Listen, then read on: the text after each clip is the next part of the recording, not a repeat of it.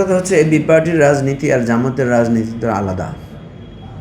আমাদের এটা একটা নির্বাচনী সমঝোতামূলক, এটা আসলে জোট না কি মানে একটা অ্যালায়েন্স বা একটা সাময়িক একটা অবস্থা, এটা এখনও পরিষ্কার না।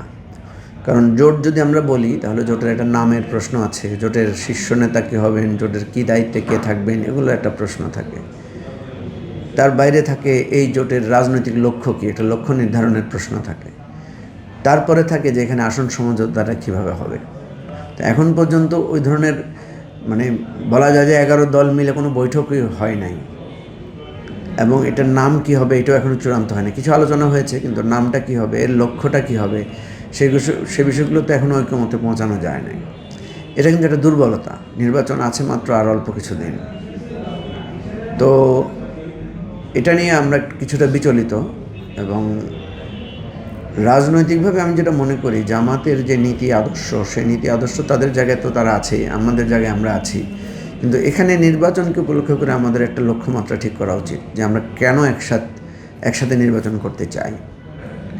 কিছুটা আলোচনা অনানুষ্ঠানিকভাবে হয়েছে। আপনি দেখবেন যে জুলাই অভ্যুত্থানে যখন আমরা কাজ করেছি, আমরা কিন্তু সবাই বিভিন্ন মতাদর্শে, বিভিন্ন নীতি কৌশলের দল আছে, কিন্তু একসাথে আমরা কাজ করেছি, একসাথে লড়াই করেছি, একসাথে জেলে গিয়েছি, একসাথে আহত হয়েছি, একসাথে জীবন দিয়েছি।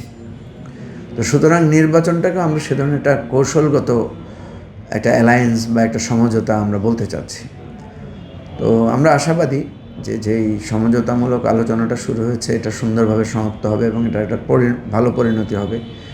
আর যদি পরিণতি ভালো পথে না হয় তাহলে তো যার যার অবস্থান থেকে আমরা নির্বাচনে প্রার্থী আছি, আমরা তো কাজ করব।